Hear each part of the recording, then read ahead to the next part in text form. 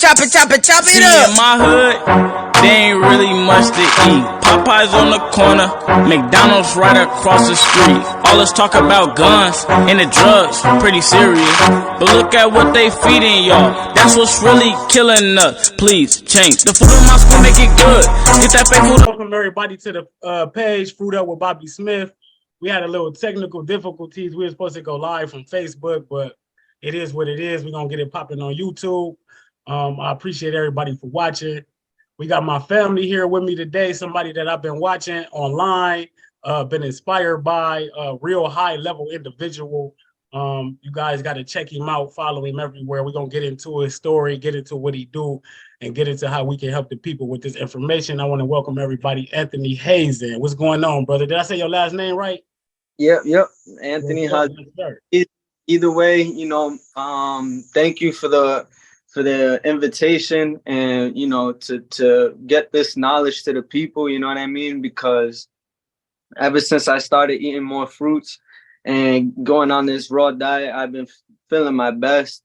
And, I've been vegan for 10 years. So like, it's just this last 3 months, I've been really much more clarity, I want to say, a lot of clarity in my life. That's crazy. That's crazy. 10 years vegan, man. Well, let's get into it, man. Let's tell the people where you from, how you grew up, and give a little bit of background about yourself. Yeah, so I'm in Miami right now. I was born here, but I grew up in Rhode Island.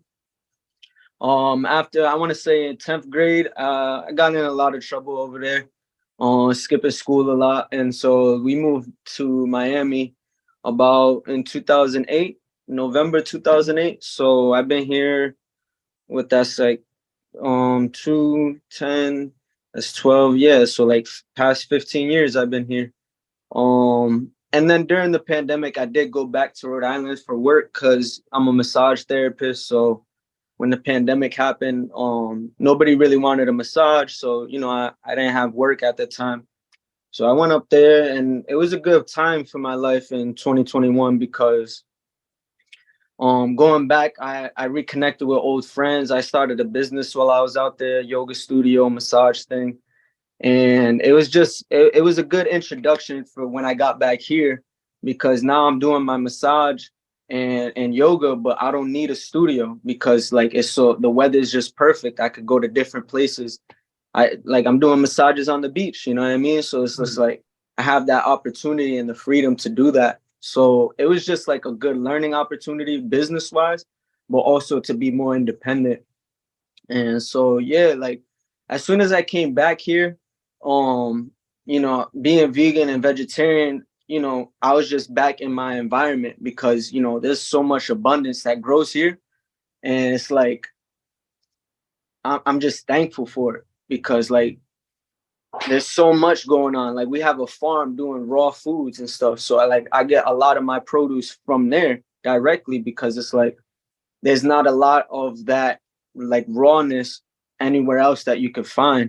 And so that's been like one of the pillars, and also just having the network and connections that I have to go to different farms and get like exotic fruits. And I say exotic because it's like it's not easily handled to be able to ship to stores. I guess that's why they don't ship a lot of these fruits, because it's like it's perishable. It can perish quickly. So I guess that's why they do it. But thankfully, like I'm in this environment, Right. That's a blessing, man, to be down in Miami, man. Like living in the warm weather. Like I dream about living in the warm weather, man. You know what I'm saying? Like we don't have that accessibility to fruits. Like, you know what I'm saying? They're not just growing here. You know what I'm saying? You got to go to the store and get them, or go to a market, and the market's only in season. You know what I'm saying? So that's a blessing. So what inspired you to start eating fruits? Like why are you a fruitarian? So I would say like I'm halfway there between fruitarian. I just started the raw vegan about 3 months ago. But it was mostly I started on this, I want to start from when I first went vegan, which was like in 2013. you know, going on the yoga path and just reading on the text, they were like, you know, you should eat light, and because that is going to be easier on your digestion. It's going to allow you to meditate more easily. And then I started noticing, like, there'll be days where I'll eat just fruits, and I'll wake up the next day and I'll just go into meditation effortlessly. Like, I just wake up like, you know, just like just ready for life. And it calms you. It's like this calming feeling where you don't have to force yourself to meditate. It just spontaneously, you're already in that state. And you know, that's like photosynthesis. Like, there's this sprouted coconut. I think I showed you the video, or you may have seen it. Yeah, I've seen that. And the coconut is just such a like incredible food. It's like, it's not a fruit, and it's, you could consider it a nut, but really it's like the water itself is the seed. And so when you see like the sprout come out and how that water turns into like a cotton candy styrofoam, it's just like, it's mind blowing. And then you eat that, you literally feel the energy like coming through you, you know. And it's like, you get all of the nutrients that, like, you're literally getting biophotonic energy. I think they call it like biophoton minerals, like something like photonic minerals, which are light minerals, biominerals, light minerals. And it's like, you don't get that from a lot of other foods, because, you know, it's getting it from the third source. Like, the animals eat plants because the plants collect sunlight, and so they're getting sunlight, and you're trying to get the third density of sunlight from something else, when it's like, you have the source right there. Like, fruits is by nature like what God intended, because it's like, it's still able to produce. Like, you could take the seeds out of a fruit and still create life. Anything else, you can't create life after you discard it from its flesh, you know. And it's so, that one of the main reasons I would say I went that way is because of the yoga text, and how I just started feeling, and how it made me like just go into meditation easily, you know. So you was doing yoga before you got inspired to eat foods. Yeah. So let's go back there then. What is yoga? Because, you know, like, my people that I deal with on a day-to-day basis, we look at yoga, we be like, that shit don't look cool. You know what I'm saying? That's some old shit we don't really get involved with. So just, what is yoga?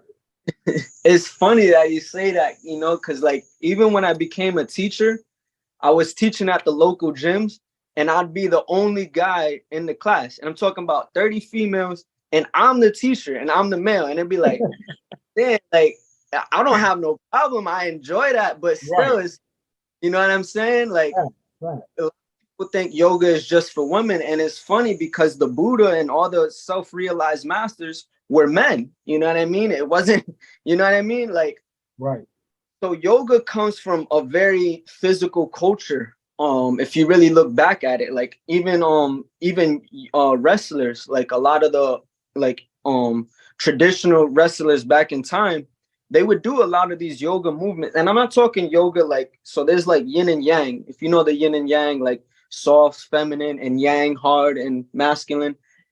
Like, there's yin yang yoga. Yin yoga, very soft, very calming and passive. And then there's yang yoga, where you're still on the floor, but you're doing movements in a rapid and a hard way to build strength. And so, coming from that point of view, that knowledge has gotten me a lot more flexibility, but also strength, because it's like a lot, like, for example, you're breathing, your diaphragm is a muscle. And the only way you can work that out is through breathing, and sometimes even holding the breath. You can't go to the gym to work out this muscle. Like, you have to sit down and be with yourself and actually contract and relax this muscle. And it's easily, and it's like, it's energetic. Like, you get energy from doing this. So why wouldn't you want to work on this muscle? Like, it's your most important muscle in the body. So like, for yoga, to me, it's like I've gotten to a point where like, if you've gone to yoga classes, my class would definitely differ from what you normally go to, because I'm doing something so simple. Like, I could slow it down. It's just movements, basically. Like, let's get into the science of it, like stretching, because, you know, when I went to massage school, we had to learn like anatomy and physiology, how the body moves, how it works and all this. So I combined that physical science, like the Western point of view with the Eastern point of view. And I was like, this makes totally, when I went to massage, it improved my yoga practice because I was like, now I get it. Now I know what's happening. And it's like this, it's like you have 4 kind of stretching, right? You have, they call active stretching, passive stretching, dynamic stretching, and ballistic. Ballistic stretching is more like what you see in Kung Fu. Like they'll go to a range of motion and then they'll bounce in it, trying to get that range of motion more. You have active and passive. Active stretching is like, you know, you're going into a stretch move where you're trying to touch your toes, but you're activating, like you're using all your muscles to reach. And then passive would be the same position, but you're just letting your body fall into it, right? Now, dynamic stretching is more of where I get into. It's like, it's not even a stretch. It's actually a movement. It's an exercise. It's a warm-up, right? Like when people go to the gym and they're doing warm-ups, you're supposed to do warm-ups, not cool downs. Like people that are stretching, you shouldn't stretch before you work out. You should warm up because that's what's gonna, and that's dynamic stretching. It's like your example, your arm, right? You're moving your arm through a whole range of motion, going as far back and then as far forward and back again. And now you combine that with breathing. So as you inhale, you move up. As you exhale, you go down, going as far as you can. And then you can slow it down with your breath. You could go slow, exhaling slow. So you could go at your own pace. If you want to go fast, then you know, but it's just really just, yeah. Are you breathing through the nose or the mouth? The nose. So the nose is made for breathing. The mouth is made for eating.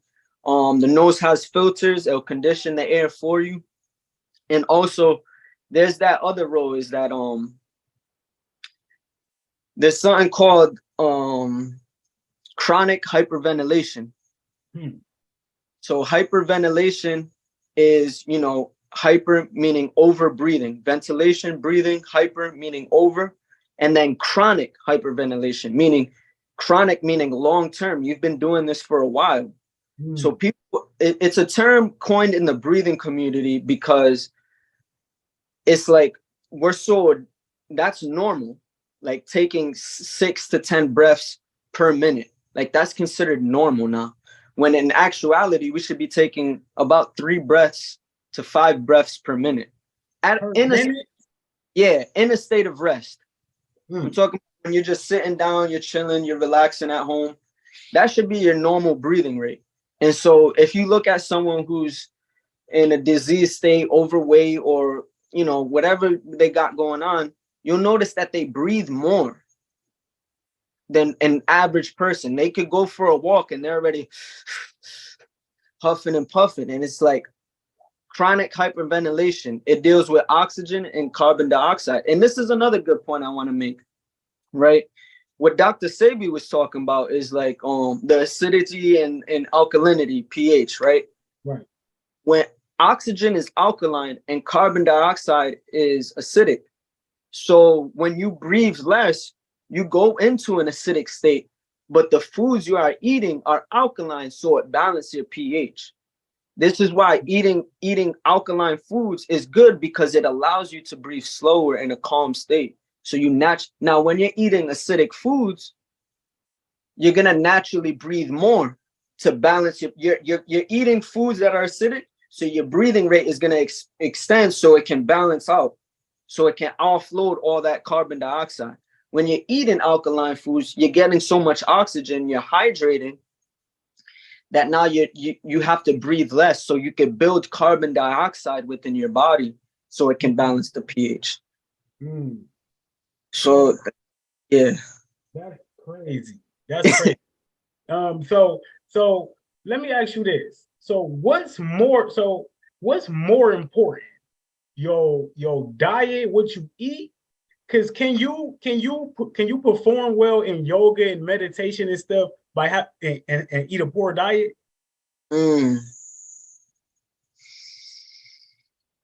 I would. So there's the dilemma in that, is that, you know, it's really your thoughts. It's like your own clarity in your own mind.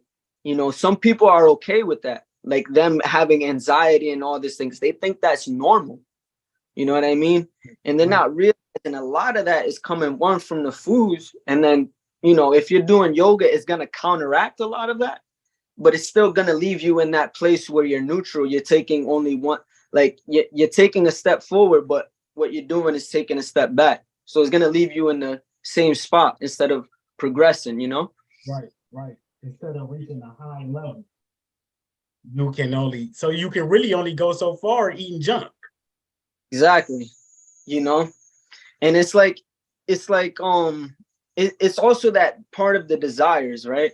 You know, like they always tell us, you know, to lower your desires. It's not about being completely desireless, because even that in itself is a desire. You know, it's about becoming into, like, going raw vegan, for example. It wasn't even really my desire. It just naturally unfolded. You know what I mean? It just was like, wow, I feel good. Let me continue. Now it's like, I don't want to eat that. You know what I mean? Like, I don't desire that. I desire to be in this state. Let me keep going with what is natural. So my desires are less. This isn't even me wanting to eat it. This is me, like, it's just instinctual almost at this point. Like, there's no thought, no desire for it. It's just natural. I'm realizing what is really meant for the body. And your desires change. You stop smoking. You start going out at night. You start lusting at women. You start, you know, chasing after money. You stop all that. You realize what's really important. Your desires become in line. Now you just want to chill at home, meditate, and inspire people. Now you become creative and realize, how can I impact this world, you know? And it's like, when you change your food, you change your desires. Right. That's a fact, man. Because when I was eating poor and eating a sad diet, I didn't even think about being healthy. You know what I'm saying? Like, it wasn't even a part of my reality. So as soon as I stopped eating bad food, that's all I could focus on, is getting healthy. So you know what I'm saying? Go ahead. Like I tell people all the time, the thought comes first, but you are the action. You know what I'm saying? You the action, you make the thought the reality. So let me ask you this. Like my homeboy, my brother, you know, I don't know if you're familiar with him, Antonio B. Stovall. I interviewed with him about meditation. I think, is he the one who said, if you don't go within, you go without? Yeah. Oh no, the only way to go, the only way out is in.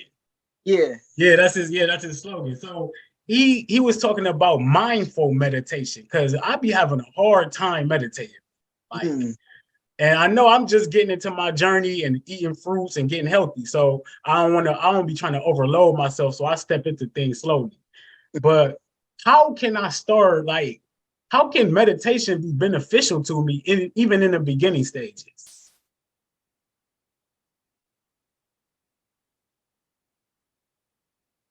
I think it could be beneficial in the way that, like, so like mindfulness, an example, right? Mindfulness is really, it's just like moving your consciousness. Like, at the end of, this is another reason why I say my yoga classes differ from others, is because at the end, like, a lot of people, if you really know yoga, you got a really good yoga instructor, they're going to guide you at the end in Shavasana, right? So this is like relaxation exercise. They call it Yoga Nidra, the yoga of sleep. You don't sleep unconsciously, you sleep consciously. Meaning, like, you let your body go into sleep, but your mind is still aware. And you can move, like, you can literally move your consciousness. Like, you can focus on different parts of your body. So they teach you about outer space, but they don't teach you about inner space and how to navigate that space first before you go outside, right? That, like he just said, like, the only way out is in. So you have to move the space within. You have to travel the space within you to realize what is outside of you.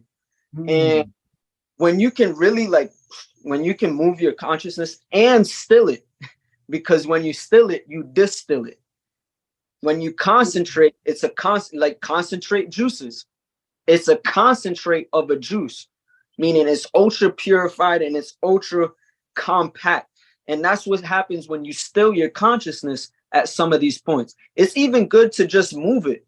Like, you move your consciousness to your belly, you feel your belly expand, you feel it contract, then move it to your heart and listen to your heartbeat. Feel your heartbeat. Move it to your lungs, to your throat. And then during those exercises, I spend about like 10 seconds on each part, maybe 20 seconds. Usually on the heart, like I'll spend a lot more time because that part is just so electromagnetic field that you just, you know. But by the time you're at your mind, it's like your whole body is totally relaxed. You feel this energy just flowing. And so I think it's very beneficial because when I do these exercises, I feel my body crave less food. Like I'll be satisfied with less because I'm full internally of energy. That's why I think meditation is beneficial to everyone. You making it sound so easy though. You know what I'm saying? Like move this, move. Like, okay, so I just want to get started. I'm out there. I'm trying to get my life together. You know, I'm trying to get my diet together, my living, whatever you call it. And, you know, I want to practice some meditation. What's the first steps I should take?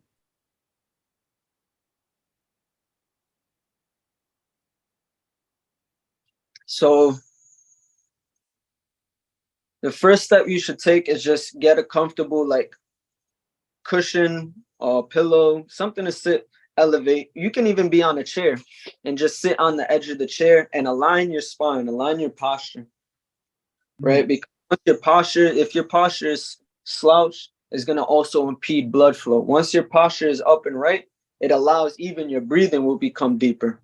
So is align, sit on comfortably, align the posture, bring the chin in. And I would say there's 2 points you can focus on. Let's start with the nose, right? Because the nose is where the energy enters and it exits the body. And so just by focusing on the nose and how the air is coming in and out, you begin to notice how you're breathing. Don't even try to change it. Just notice, just simply be aware.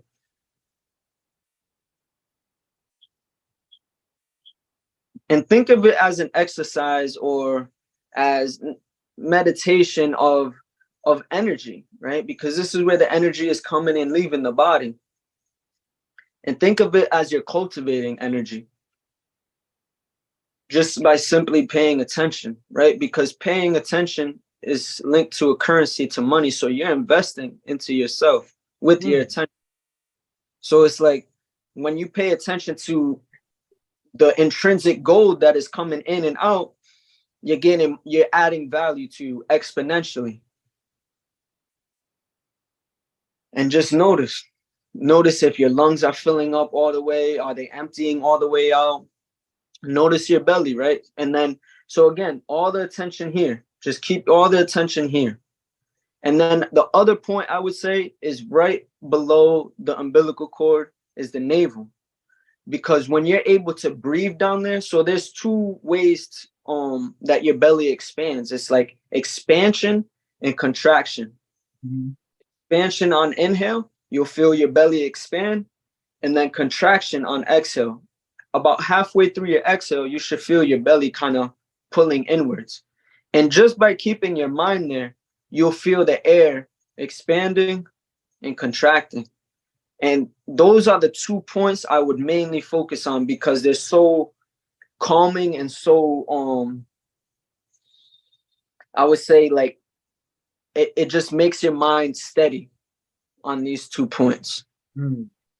Even throughout the day, just take a moment and see, am I breathing to my belly? Am I letting my breath relax and actually go deep? Am I breathing through my nose? And you know, that's what I was gonna say, because I don't know if we mindful of the fact that a lot of people breathe through their mouth. You know, I think even like last summer when I was doing a lot of my running and jogging and stuff to lose weight, I would notice I would like have to intentionally start breathing through my nose. You know what I mean? Without actually just being able to like do it without thinking about it. So is like something you can practice, or you just have to be intentional about it? Practice intentionality, and also here's another key point is holding the breath, right? Because when you hold the breath out, it brings you back to a state of centeredness where you can actually, like a lot of people, they'll tell me like, yo, I was holding my breath and I didn't even know I was holding my breath. When you can hold your breath consciously, that means you are aware, right? It's not like you're holding your breath to your maximum capacity and then your next breath you take, you're like, no, I'm talking about just holding your breath till you get that first. It's like a diet. It's like fasting. When you fast from your breath, that next breath is more refreshing. You actually absorb more energy now. So remember to hold the breath out at sometimes to relax too, because when the breath is moving, the mind is moving. When you stop the breath, you stop the mind. And so that's a meditation in itself too, is specifically after you exhale, you hold the breath out, hold it for, as long as comfortable, whether it's 5-10 seconds, and take another breath in, but don't hold it to your maximum capacity like you're trying to compete with anyone. Just hold it to that point where you feel like your body's saying, okay, breathe again, and then breathe for another minute, and then exhale, hold it out again. You could try counting. I like to listen to my heartbeats, how many heartbeats is going because you'll notice your heartbeat will start. So it's not even seconds now. Your heartbeat will slow down and you don't, it's like you're time traveling like that, That's high level shit. Yeah. That's high level shit. Before we move on to these fruits that you be posting and shit, like real quick. So like a lot of people in our community smoke weed. How detrimental is smoking weed to the body or to the lungs? That's one of the things I just gave up too when I went raw, was smoking. Because I was doing it a lot of the times when I do pranayama, it will naturally happen again. Like the desire for it will leave. And so the same thing happened now when I was eating the fruits. My desire for it, I was like, bro, I feel great. I'm high on life. So it's like, it's detrimental because let's face it, it kind of messes with your clarity. You know what I'm saying? And not saying, like, I know a lot of people do it and they doing their job. That's great. But the fact is the smoke itself is harmful. Right. It's in your lungs and it's a burn. So like even the Rastas, real Rastas don't smoke. They don't eat cooked food. They don't mess with fire. The fire is already within you and it's in the sun. Those are the two fires that you need. Any other fire we don't need because we get it from sun-cooked food. And it's like, I get it. It sometimes elevates your consciousness and you get downloads and this and that. But in all actuality, when real foods, real plants have the highest vibration. In fact, your body already has CBD and THC receptors because your brain already secretes them. So if you know how to tap in, you can secrete it yourself and be high on life. So, if you need an extra added minerals and substance to get you to that level, okay, remember that it's medicine. And however long you need medicine, you have to realize how sick are you? You know what I mean? When are you going to get better if you still need the medicine every day? And it's like, at some point, you got to realize you're good. You don't need nothing no more. And realize what truly is medicine. Let thy food be thy medicine, So it's like, it has its pros and its cons. You know what I mean? It's definitely a medicine if you use it correctly. I know people who juice it and do all these things with it. But in all actuality, you can be high on life on just high vibrational foods. Facts. That's a good point.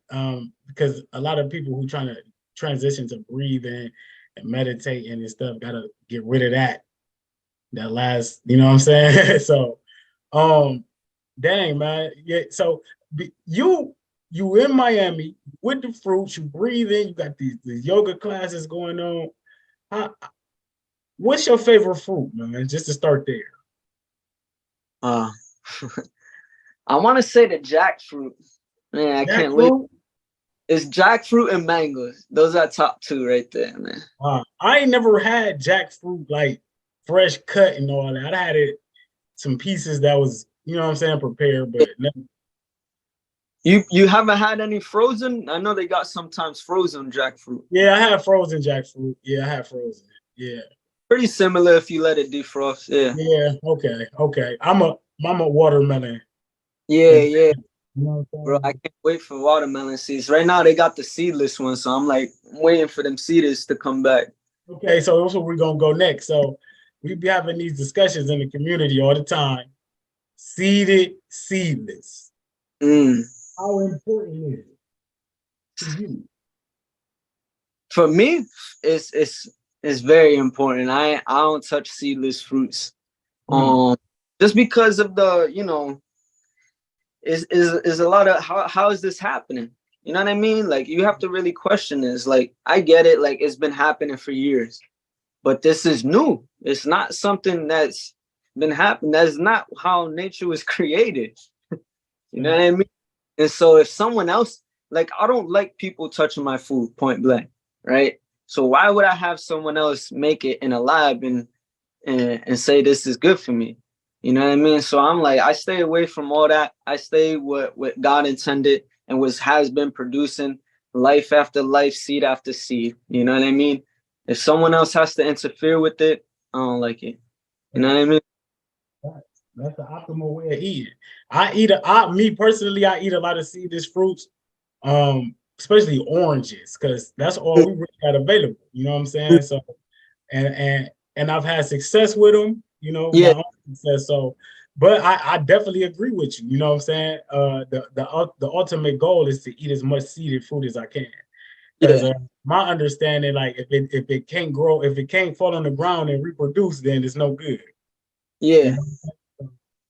That's definitely high right there. So what about the argument of pesticides, herbicides, all of that talk? You know, it's a dangerous thing, man, because even some of these organic farms, you know, they next to a farm that sprays pesticides. So it's like it's everywhere at this point. That's why I like to generally eat more fruits, specifically fruits with a harder shell on the outside, because it's like even if you spray around the trees, around the roots, it's not necessarily getting into the fruit itself, because it's distilling all those juices and all that vitamins from the sun and minerals, so that when it gets to the fruit, it's not transferring pesticides into the tree and into the fruit. You know what I mean? Right. So you down there where it's available at though. You know what I'm saying? Like a lot of people just can't. You in the concrete jungle in New York or something. You ain't getting, you know, that good food like that. Shit. And that was another thing my friend was saying is like, you know, there's this saying, a philosophy that goes like, don't give a giraffe meat and don't give a lion fruits, something along those lines. And it's when you in the north, that's why they eat meat, because during 6 months of this year, that's all they got, right? Unless they preserve food, but in generally, that's their nature. When you in the south, man, that's all we got is, you know, abundance all year round. So it's like, if you really want to advance to your level, you have to go to where the environment is produced. It is how would you say is beneficial for you. Gotta go where it's at. Yeah. Gotta go where it's at. Yeah. And where the food is being produced is in the warmer states. And but I was talking to somebody today, and it was a lady. She said she went down to Florida for 3 months, and she said the orange scene was so bad that she didn't eat one orange in 3 months in Florida. So in Florida, the thing is that we're not allowed to grow oranges, like public people. Like you have to. It's only those big companies and corporations that are allowed to grow oranges, because if one orange supposedly gets, you know, infected or a disease, it could spread and this and that. So, you know, but it is. Damn, they're taking a beating with the oranges. So everybody taking a beating with them, because that affect the prices and everything up here and shit. Exactly. So yeah, man. So now I see you doing the massages and all of that.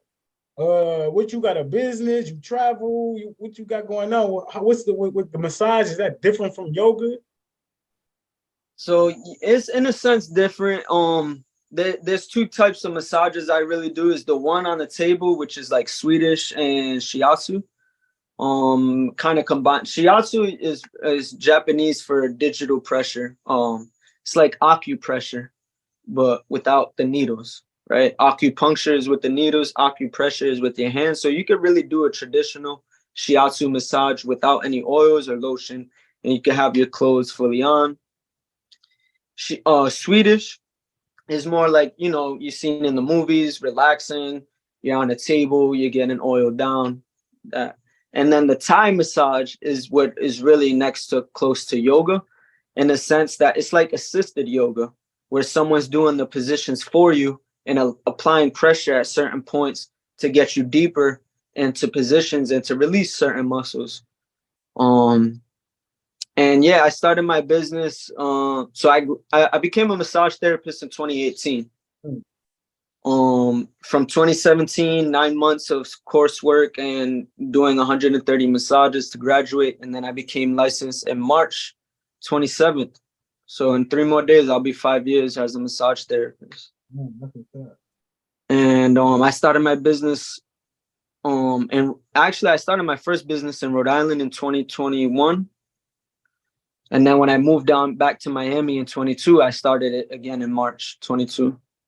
So I've been in business for about 2 years.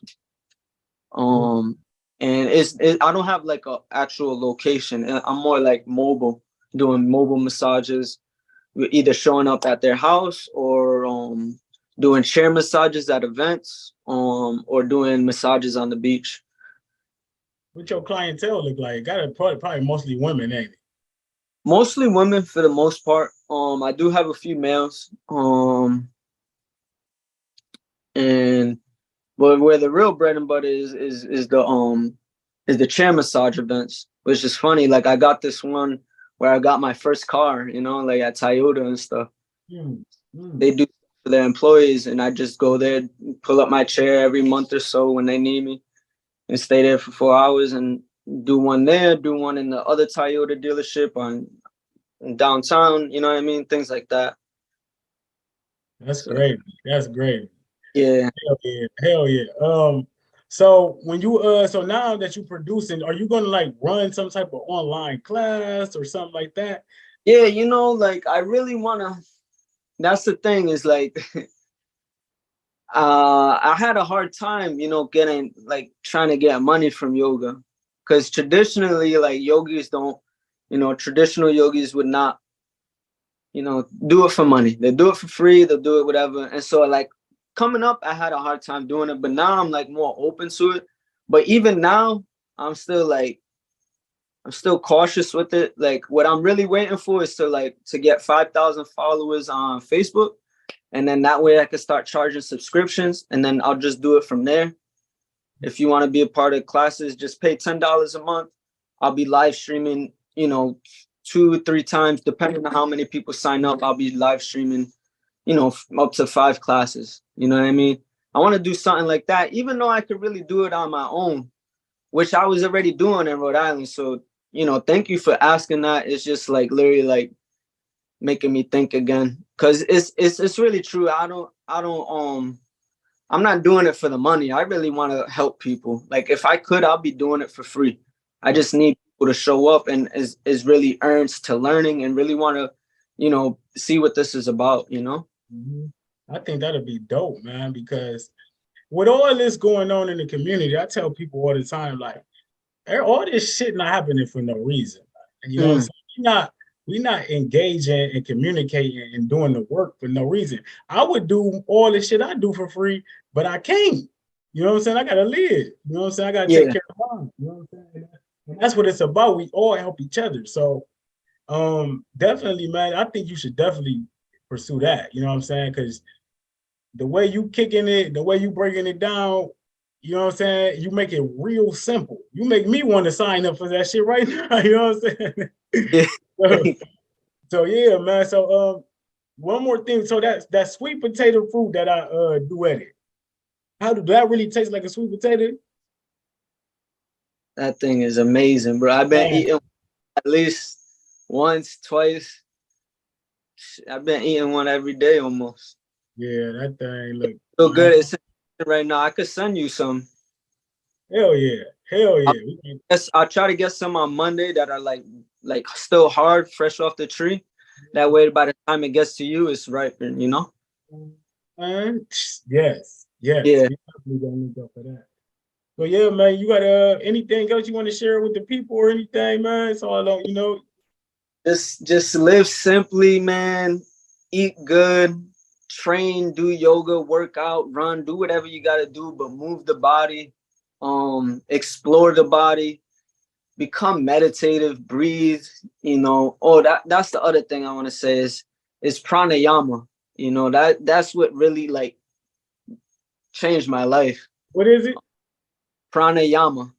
Pranayama. I'm about to look that up.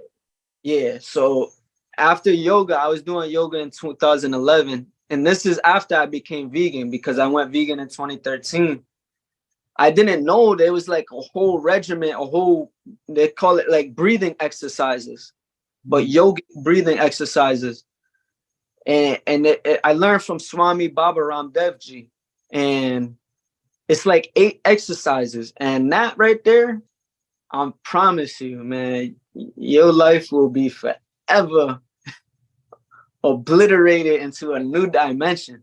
Like, it's like, so you start with fast breathing exercises, and then you practice holding the breath in. And then after even that first exercise, bro, you just be like, I don't need nothing else. I'm good. Then you doing the second and the third, and it's like, you just feel like ready for life. It's like, so the first ones, even though they're faster breathing exercises and you're holding the breath in, when you get to the third exercise, it's like you're holding the breath out now. And so it's more of a detox. Like holding the breath in is like more like you're absorbing energy, and holding the breath out is more like a detox kind of state. And so it trains you for both. They do the fast breathing to absorb that energy and your blood is flowing, and to wake you up to go to the deeper breathing exercises and get ready for meditation. And then the holding the breath out is to like really let go of your diaphragm, so that way you could breathe deeper. And you have the intention that you're like detoxing all the toxic thoughts that you may have. And so that's why yoga, they say, is a natural religion, because it's not, you don't have to force love. You don't have to be like, love thy neighbor. It just naturally happens when you're in this state. And then you have exercises like ujjayi, where it's like deep, like from your lung breathing. And you have alternate nostril breathing, where you breathe in through one, exhale through the other, inhale. And so that one is so simple, but so relaxing. Say it again. Say it again. What was the one that was so simple? Alternate nostril breathing. Yeah, you inhale through the left nostril, exhale through the right, inhale through the right, and then exhale through the left. So say.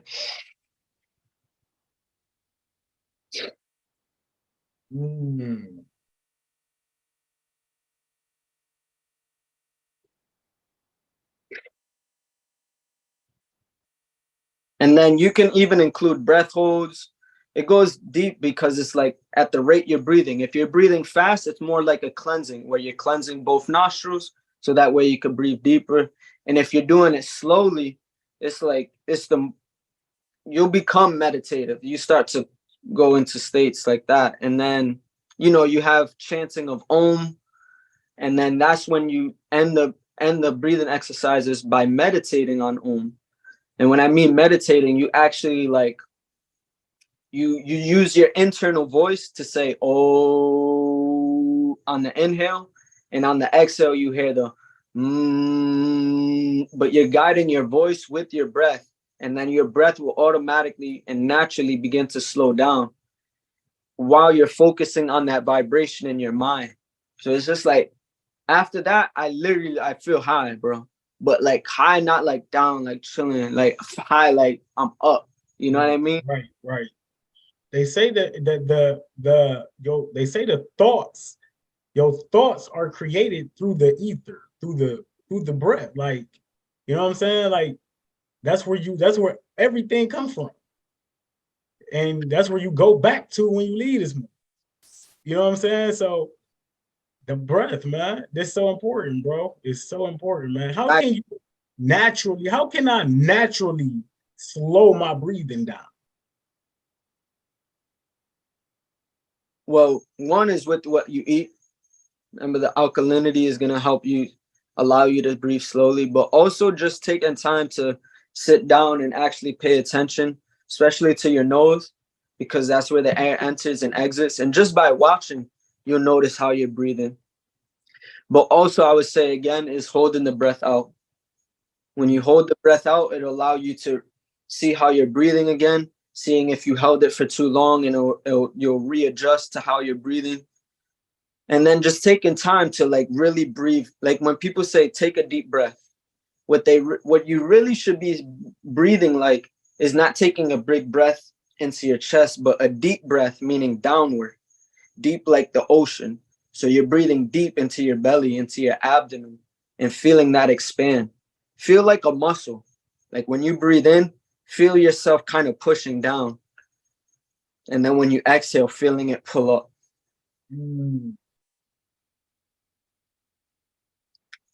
And then also bringing the tongue back. Because when you bring the tongue back, you kind of close the windpipe. Not close it, but it's like partially smaller now. So that way your breath will automatically begin to elongate. Man. It's a lot to digest, but you know, like I know everything is more simple than we think it is. You know what I'm saying? And that's what I always go into when I'm learning something new. I try to not to overcomplicate it and just start practicing it. You know what I'm saying? Start doing it. So man, you like one more thing before I got another question. The importance of walking. Do you walk a lot? I don't really walk a lot, honestly. No. But I was doing it for a while, and I was even doing a lot of jogging, a lot of running, and it does make you feel better. Like you feel stronger in a sense of endurance wise and mental clarity. Like you stand straight and you do things like you're just ready. You know, I'm a walker now. Like walking in nature and walking in like in the parks, and like I love it now. And that's where I do a lot of thinking. I would say try this out is when you go for a walk next time, like try this exercise where you take like you're breathing for a minute and then exhale out, hold your breath out, and see how many steps you can take while holding your breath out.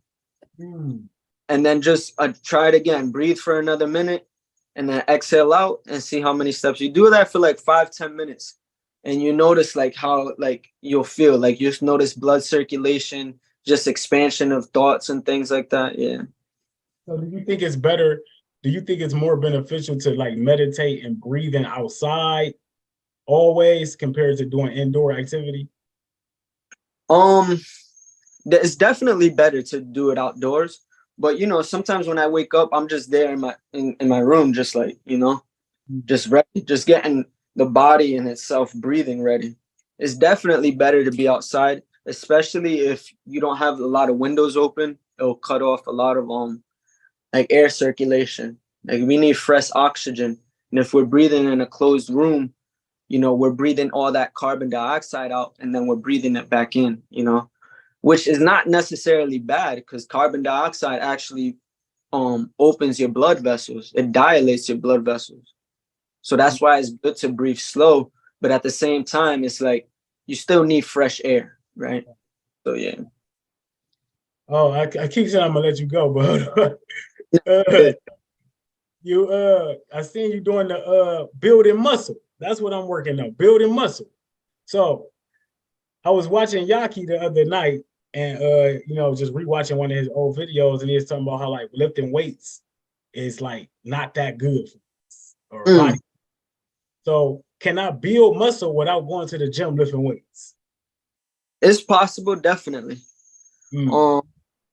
I would say like this is where my yoga comes in from, because it's like you can build muscle through that yoga just by simply holding certain postures that build muscle. And like, for example, the push-up position, the plank position, right? Not holding fully extended. I'm talking about holding at a 90-degree where your elbows are bent, like you're holding like that. You could, if try that position and notice within 10 seconds, your breathing will already change. You'll start being like, just because you're activating certain muscles now just to hold yourself in that position. And so even there's this book called Maximum Contraction, which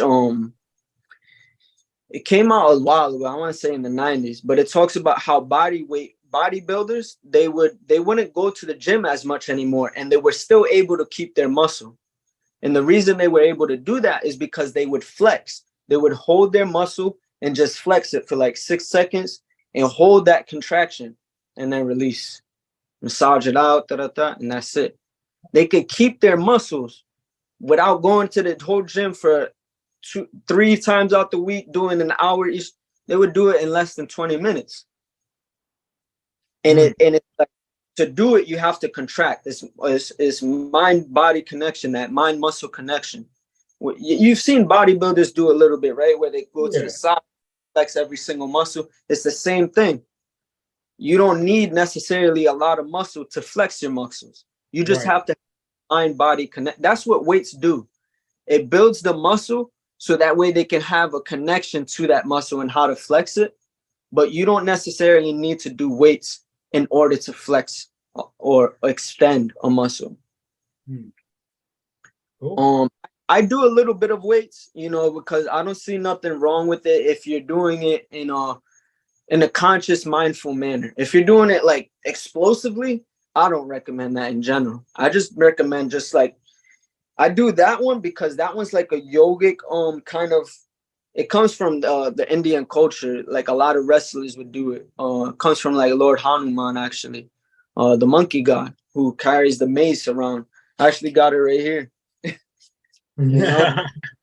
It's just it's a nice little thing that you have where you come around, but it exercises certain muscles that you don't normally get. And it's like, one day someone may need you to lift something heavy, and it's like, you don't want to be someone that's like against weights. Then you're not, you know what I mean? It's like, you gotta see the balance in all things. I'm definitely about to start lifting a little bit of weights at the gym and shit, because I lifted up some empty boxes tonight and almost tipped over. So yeah, man. Yeah, man. Hey, man, you amazing, man. You know what I'm saying? I got a high level of respect for you, brother. Like, you influence me, man. You inspire me, and this is what I want. This is what I want to do. I want to talk to the people who really putting in the work. You know what I'm saying? And really out here, inspiring the people. So I can appreciate you. Let people know where to follow you at and all that, man. So we can get you out there. So, Anthony Hazin on Facebook. And Buddha Bloom, BUDDHABLOOM on Instagram, and it's Buddha Blooming on TikTok, because my Buddha Bloom got locked out, so it's Buddha Blooming on TikTok.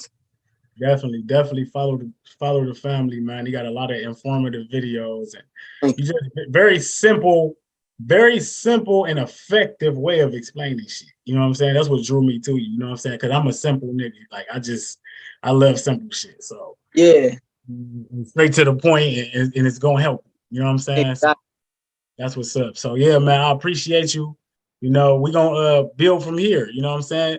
We got to get you in the Facebook group, man. Fruit Up with Bobby Smith, and get you in there and start sharing some of your content in there, man. A lot of people need this information. So I got you, bro. And yeah, send me a message. I'll send you some fruits. Send me the address. I'll send you some things, and I got you, brother.